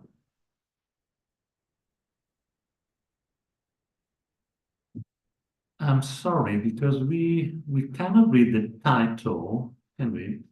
Because that's the title of an Evening Standard Review. Well, I'll read it to you. Shakespeare takes a journey into space. Shakespeare, that was the title, the big title, the headline.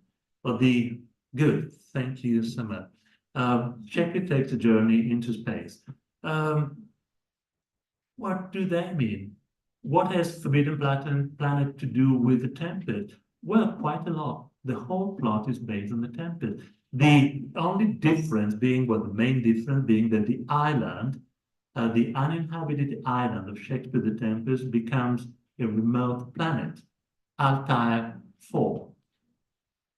On that planet live only 2 humans, scientist Edward Morbius with his daughter Altaira, a young girl who has never known a human being except her father. And of course, that's exactly the situation in The Tempest. Prospero, the Duke of Milan, is there alone with his daughter Miranda.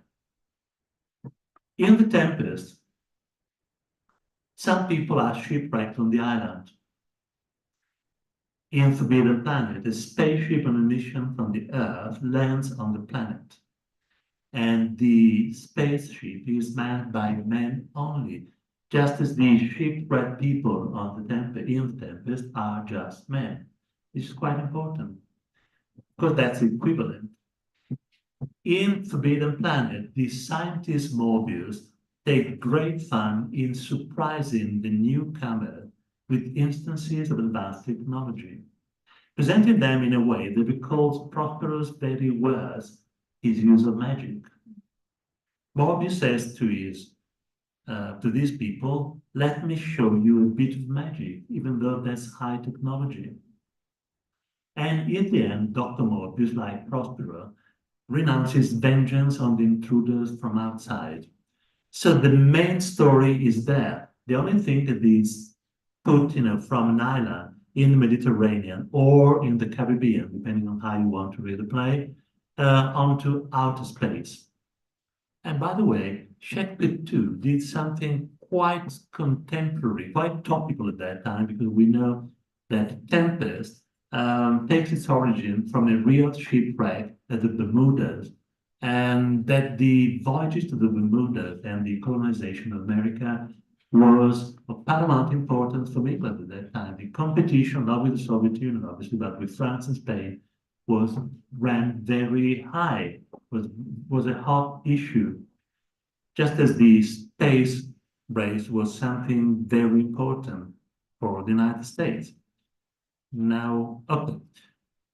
Like Miranda, Altair is fascinated by the man from Earth. She's never seen a man, so for them, they are godly creatures, as in Shakespeare. You're lovely, she exclaims quite naively at the sight of Commander Adams. And in the end, Altaira leaves the planet to follow Adams and become his wife, just as Miranda leaves the island with Ferdinand to marry him in Naples. And it's quite extraordinary if we see the thing. One of the funniest things is Ronnie the robot, because in this film, we have a robot, which is the counterpart of Ariel in The Tempest. Just as Ariel can perform the most extraordinary things with no effort and in no time, so Ronnie the robot can do something. The people, well, the men from the spacecraft, they want whiskey, and he produces, dozens of bottles of whiskey immediately. They want diamonds, he produces diamonds. He can do anything, and that's the reason why he was put in most of the posters. And the posters are now for the first time on screen, Ronnie the robot. That was the first modern robot, and it took an amazing amount of money to produce it, but it was worth it because of the space race. And by the way, he became Ronnie the robot, became a star in other movies and TV series.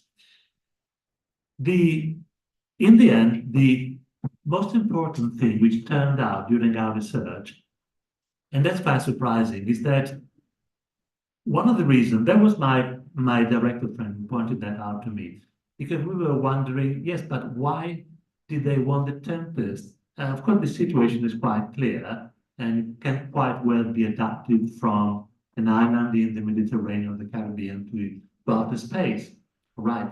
But why the girl? And that's exactly why. If you want to, or when they wanted to raise science fiction from B movies to A movies, they needed something to be mainstream, to catch general public. So they needed a girl and a love story. And if you want to, as they wanted to, uh, make a film, a science fiction film, there are no women. Well, there are today, but not in the 50s, 60s, and 70s for a long time to come. So how can you have a woman in outer space? Well, the plot Shakespeare The Tempest supplied the perfect plot. Not only something, an isolated planet, but a woman, a girl, a young girl in that planet.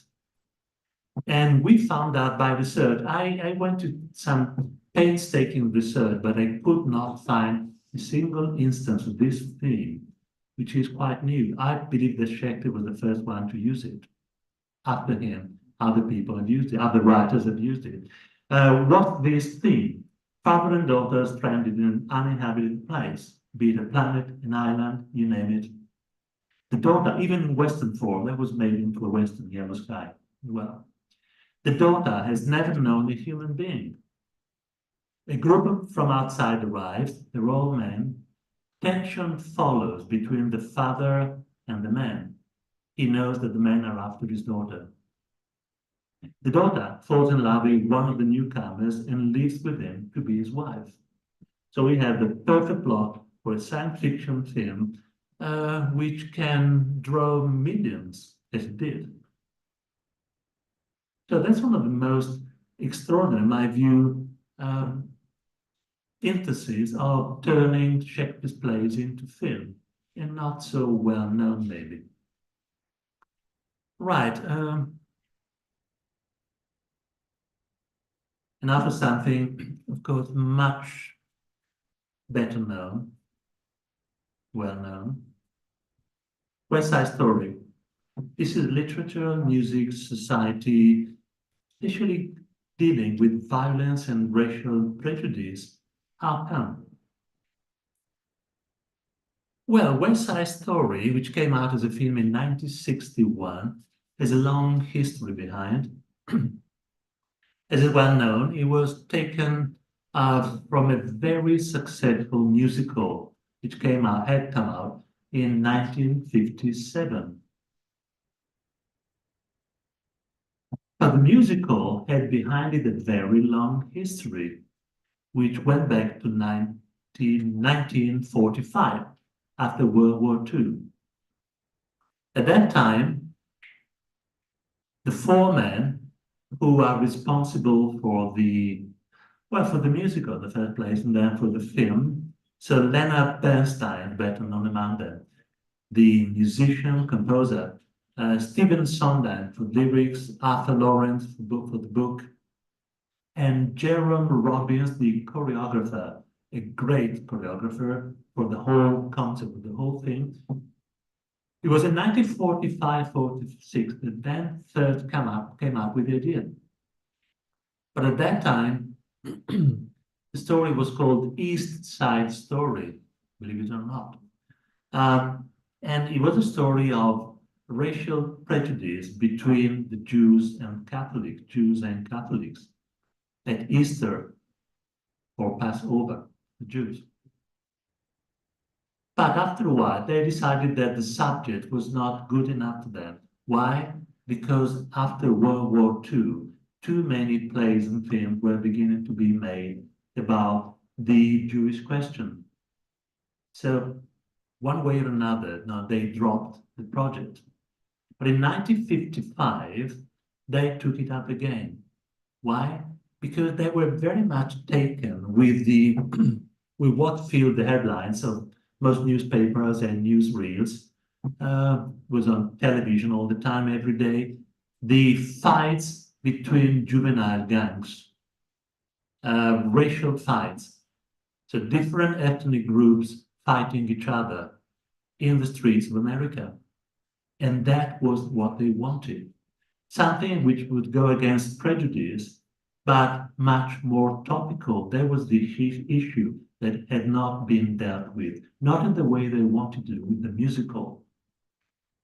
And mind you, this was the first musical to be a tragedy. Nobody wanted to do it.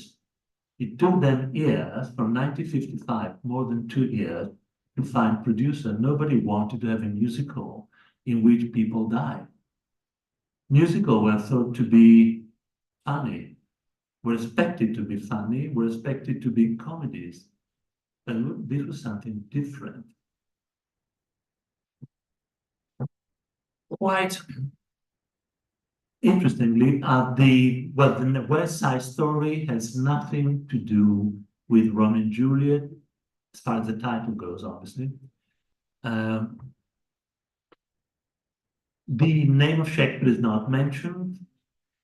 It was advertised, this is the trailer, the original trailer, from the original trailer, as the greatest love story ever told. And that's obviously Shakespeare in Love. So by the time the musical came out, the playbills in the theaters said, this is an astonishing thing, Romeo and Juliet taken from Renaissance Italy to Manhattan, to the West Side.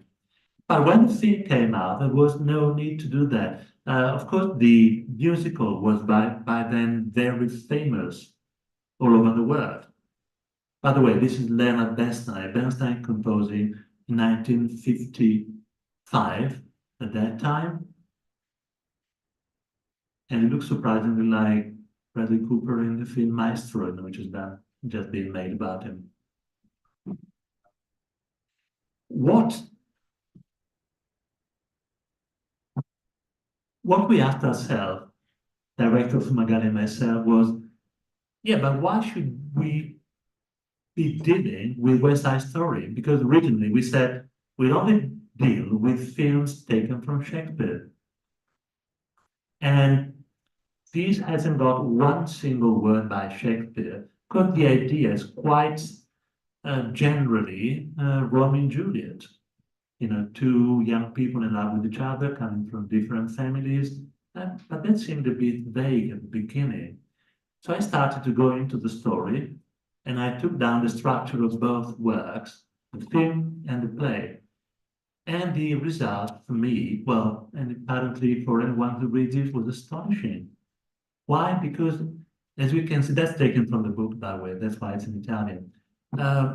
As we can see there, West Side Story, without having one single word by Shakespeare, is structured from the beginning to the end on Shakespeare's play.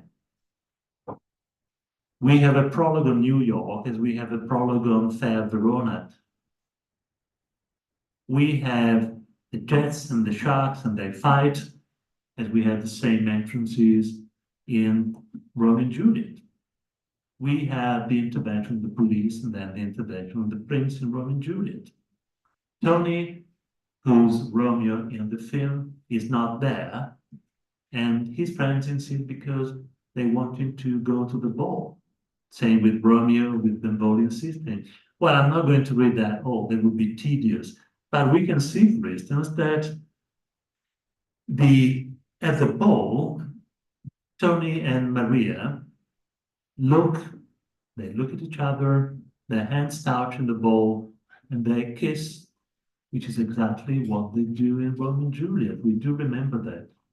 Very well, it's in everybody's memory, I guess. And after the ball, after the feast, what do they do? Romeo's friends go outside to celebrate and have fun and make havoc. But no, Romeo goes to Juliet, the balcony scene. Same for Tony here. He goes to Maria's. Of course, not the balcony scene. We had fire escape, staircase. And it's exactly the same thing all over again. And it goes on. Goes on to the end. Actually, the end is quite different, and that's the one remarkable difference. Because that's double suicide, obviously, in Romeo and Juliet, which is not in West Side Story. It's just Tony who's killed by Chino 2 seconds after having seen that Maria is alive. We also have the reconciliation, final reconciliation between the Jets and the Shark, as in West Side, in Romeo and Juliet. So that was the incredible result of this comparison with the two structure of the two story, two narrations. And well, to me, that's something quite extraordinary. And the whole film, part of this is just, a list of comparative scenes and episodes, but of course, each of them could be analyzed. And I found it quite rewarding in my classes to do that, having students analyze the single points, because many things can be said about them. Right, and talking about classes and having to deal with young people who quite naturally want to be anywhere but in the class. They have better things to do, understandably. We can also play with Shakespeare. Why? At the cinema, because many writers, many screenwriters, many directors, and many films have played with Shakespeare. We might be outraged maybe by that, I don't know, but that's where it goes.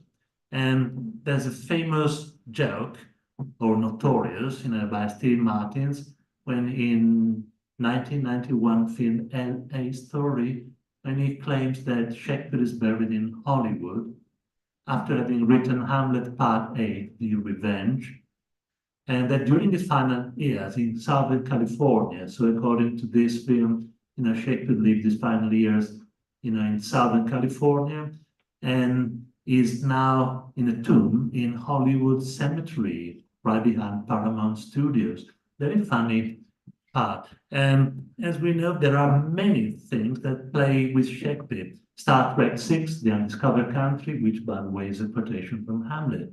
Death, The Undiscovered Country, where they even go so far in Star Trek 6 to claim that Shakespeare was their progenitor, was the man at the origin. Renaissance Man, Postman, The Lion King, Hamlet, in the Jungle, as it was advertised by the Disney, looking for Richard Al Pacino. That's something which might be quite usefully done in the classroom. And then got the Teen Shakespeare, 10 Things I Hate About You, Taming of the Shrew, and Oh, which is Othello, 2001. Well, just to name a few. And I would like to leave you, with an instance of this, with a collection of many ways of saying to be or not to be. Shakespeare's most famous word. Can we switch to that? So we have to leave this. Yes, there is another. Yeah, it's another PDF. Another 5, yeah.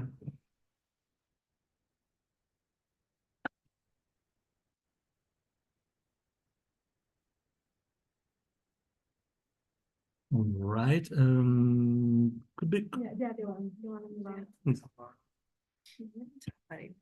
could be that one. No, sorry, not that one. This one maybe. Yeah, this is it. Hoping it works. Hoping the audio works. Shall we? Però devo interrompere la diretta. Possiamo riprendere? Era quello della... Oh yeah, sorry. There's a technical problem here because to see this, we have to stop. Yes, Well, the streaming for streaming. a second, but we can go back in streaming after a while, I think. Fun. Okay. Is it a video or is it? Yeah, it's a video, it's a clip. Yeah. Questo, se devo ritirare. No, that one. This one.